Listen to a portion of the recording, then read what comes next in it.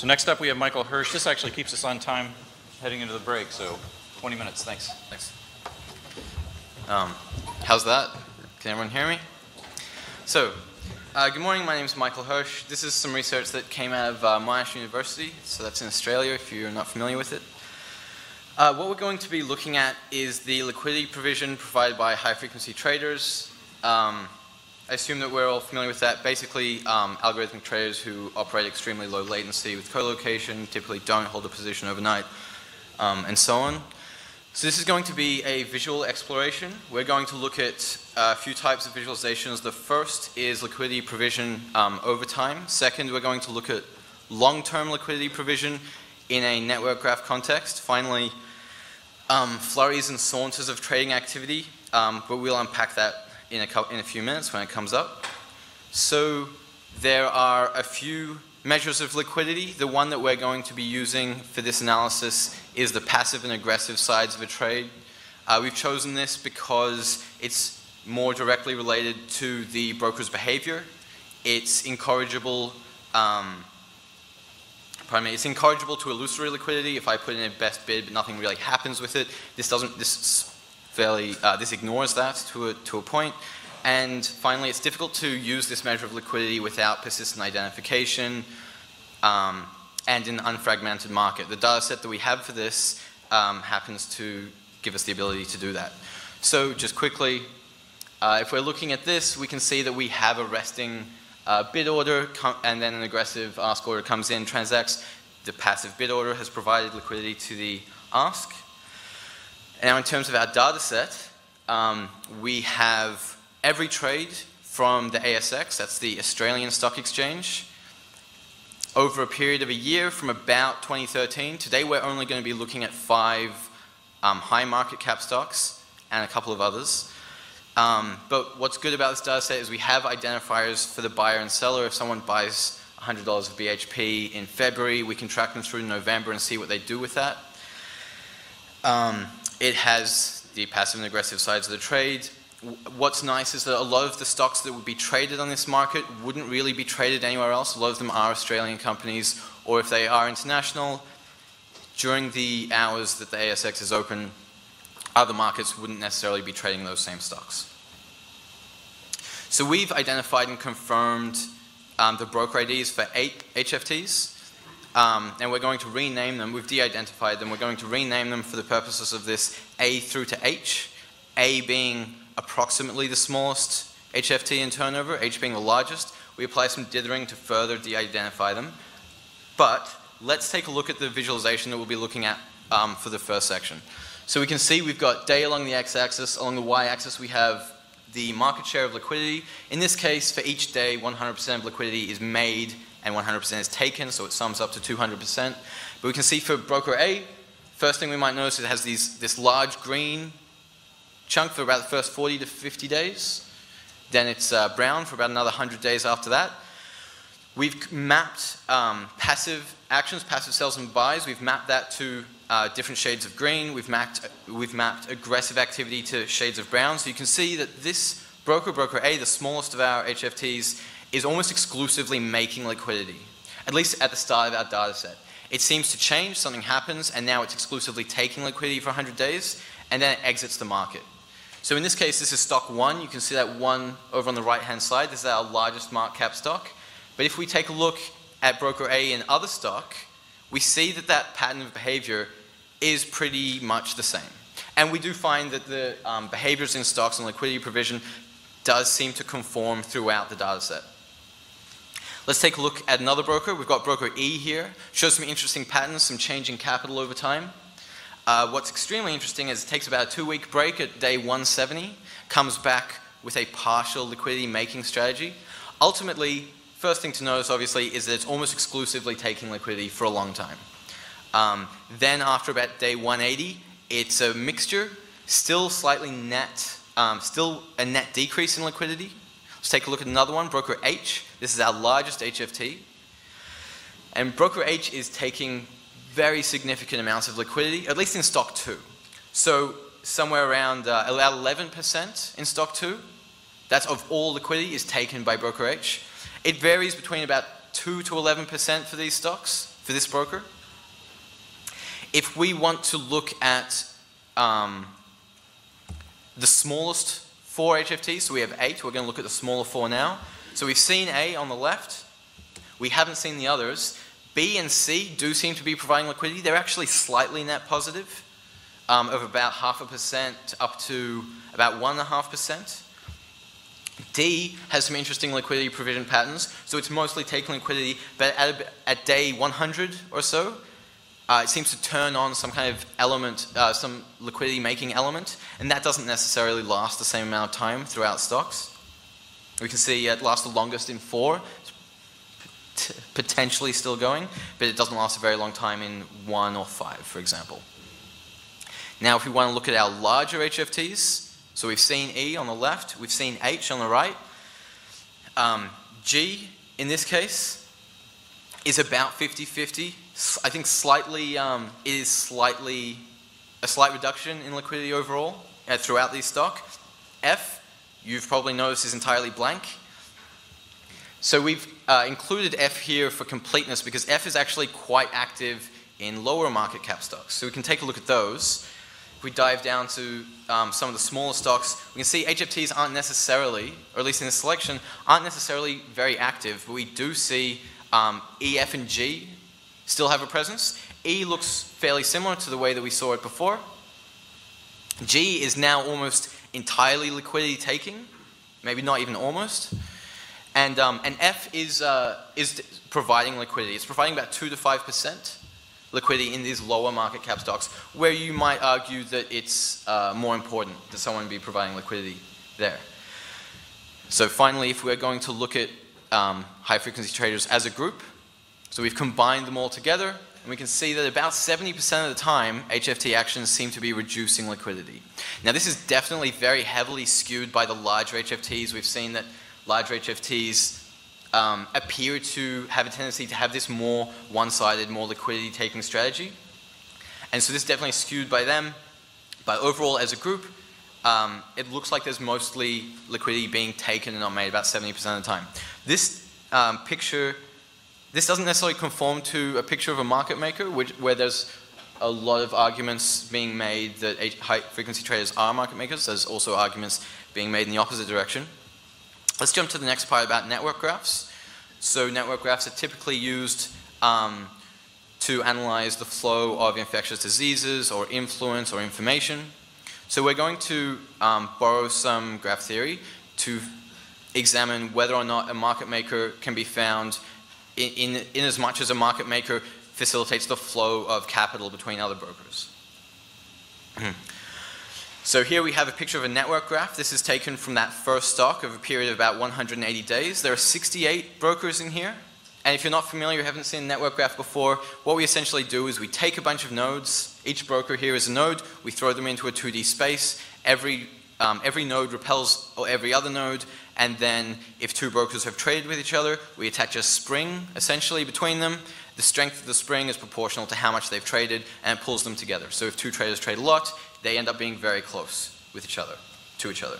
So if I were a market maker, I'm trading with lots of different brokers, you might expect to find me in the middle of all of the people I'm traded with. If we zoom in a little bit, it turns out that this hypothesis doesn't necessarily eventuate. We do have this market maker just below the center here, but position near the center of a graph like this is more determined just by sheer turnover and some other factors. It is still very interesting. There's a lot of very good information here by comparing liquidity provision for a broker against its peers. So you'll notice that these nodes are pie charts. Over those 180 days that we're examining, we aggregate all of those actions that we discussed, that we mentioned before, and we render them as proportions in these pie charts. We're using the same color scheme as before, and if I were to ask you, for example, to pick out 4 of the most liquidity making brokers, you might choose these 4 with the blue arrows. If I were to ask you to pick 4 of the most liquidity taking, you might choose these. And now if I put the labels up for which are HFTs and which aren't, we see that, so brokers D, E, and H are in 3 of those 4 liquidity taking brokers. For the makers, we don't have any HFT presence. We still have brokers C and B as net positive for liquidity, G not so much. Just if you can't make it out, the labels are actually just up and to the right slightly of the nodes. So this probably further implies that liquidity provision, that one-sidedness that we saw earlier, if we zoom out from just HFTs, it's still quite uncommon to have a one-sidedness of your liquidity provision to that degree. So for the last type of visualization that we'll be looking at, we're looking at flurries and sources of activity. We have a slightly different data set. We're looking at banking stock on interest rate announcement days. So on these days, liquidity provision is probably quite a relevant question. And what we're going to do is we're going to look at the timing of a trade. If I buy a stock aggressively, am on the aggressive side, and someone else is on the passive side, more so the timing of that can be said to be intentional, but more so only for me and not for the agent on the passive side. So we're going to look at all trades like this, attribute the timing specifically to the agent on the aggressive side, and then we're going to compare the timing to the previous and next trade, and we're also going to look at the previous and next price change. So these are the informative events that we're looking at. Just to concretely unpack that, we have a hypothetical example of trades between 11 a.m. and midday. So we have that flurry at the start, about 11:05, then it's fairly evenly spaced. Then at 11:20 we have another flurry, and it's evenly spaced from then on. Now, if we look at the trade at 11:30, we're going to zoom in, look at the trade at 11:30, that one with the blue dot. We can see that it follows the previous trade by some amount of time, and it is itself followed by some amount of time. We can see, so for this purple one, it's slightly different. It seems to follow a flurry. This green one seems to be at the start of a flurry, and we've got finally the orange just on the very left, if you can make it out, that seems to be in the center of a flurry. So we're going to take these previous next intervals, and we're going to use those to map it into a space of intervals. So those examples that we called out just then, they would look like this. Together with the actual trades, you can kind of get an idea that this orange is in the bottom left corner because it's in the middle of a flurry. So points in the near the axes are, sorry, near the origin are basically involved in very fast-paced activity. In the top right quadrant, not so much. If you're hugging the y-axis, then you come soon after an interval and so on. Now we're going to split out all the trades over these banking days and interest rate announcement days in the banking sector. We're going to split it out by high-frequency traders and non-high-frequency traders. A couple of things you might notice first is that there's a very strong proportion of cyan in the high-frequency traders facet. We'll come back to that. Second thing you might notice is it's much denser in the top right quadrant for non-HFTs. This isn't really a surprise, but it kind of confirms what we may have been expecting. If we jump into a little bit of a more detailed view, actually I'll just jump back. You see there's this cross pattern in the high frequency trading facet. That's actually mostly caused by a single trader.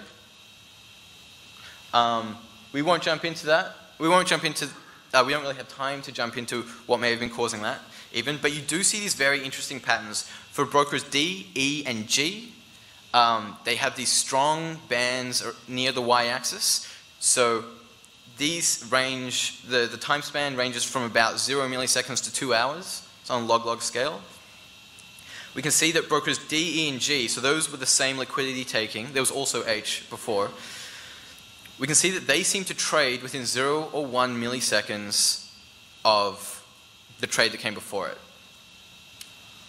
which is quite interesting. D, so A, B, and C, the pattern is not so much there. A, perhaps a little bit. Certainly it doesn't seem to be there for H, and H is one of the other liquidity taking HFTs, one of the larger ones. D has this interesting pattern where if you look, it has a strong band around the x-axis, which suggests that it's actually preceding a lot of trades. So it ends a lot of sparse intervals and starts flurries, is what that would suggest. If we do the same thing for price, so now we're looking, now our informative event has changed to price changes. So we have essentially the same plot. The cyan has moved down to the bottom because points are rendered in cyan if they have changed the price. So what's interesting is that we find that on average about 53% of aggressive trades where an HFT was on the aggressive side caused price changes. Whereas for non-HFTs, that number is at about 31%. There are some interesting call-outs. So broker D, actually, so one of our liquidity takers, probably about the middle size, broker D changes the price with a frequency of about 30%, so the same as the non-HFTs. You have a couple of other call-outs like E and G. That's up to 70 or 80% of the time that they trade that they cause a price change. One thing to notice, if we just jump back, actually, over here with these price changes, if I have an aggressive order, I might knock out sort of five orders at the same time. That's not what's going on here, but it is possible that these flurries of activity could be caused by bids that are being sent off simultaneously. It does sort of build a picture that, or at least a possible picture that HFTs, particularly D, E, and G, might be waiting for some kind of stimulus to spur them into action. That stimulus might be the same for all of them, and they could be following each other into these trades, causing these flurries. So, in conclusion, what we've seen so far is that high-frequency traders, the provision of liquidity by high-frequency traders seems to be heterogeneous. If I am a high-frequency trader, you can't necessarily know what my liquidity provision looks like. There seems to be a relationship between larger high-frequency traders and the more liquidity-taking strategies. When high-frequency traders do provide liquidity, it seems to be at least marginal or not as dramatic as when they're taking liquidity. They seem to, as a group, consume more liquidity than they provide. This is, again, skewed by the larger HFTs. They appear to initiate price changes more than non-HFTs, and they tend to trade. This is so for that trade, for the flurries that we were looking at earlier, that's only the aggressive side of the trade. So for all the passive, every time that an HFT is on the passive side, we are going to miss that. It's not going to show up in that picture. So they tend to trade, or at least the certain HFTs tend to trade 0 or 1 milliseconds within another trade. So a couple of caveats. This is from an Australian data set. So the picture, the kind of trading activity there may not be representative of trading activity and liquidity provision elsewhere. And also this is from a period around 2013. So it's possible that that may no longer be relevant as well. So just a quick call out, none of these visualizations would be possible without these packages, particularly data table iGraph and especially ggplot2. Thanks for your time. Are there any questions?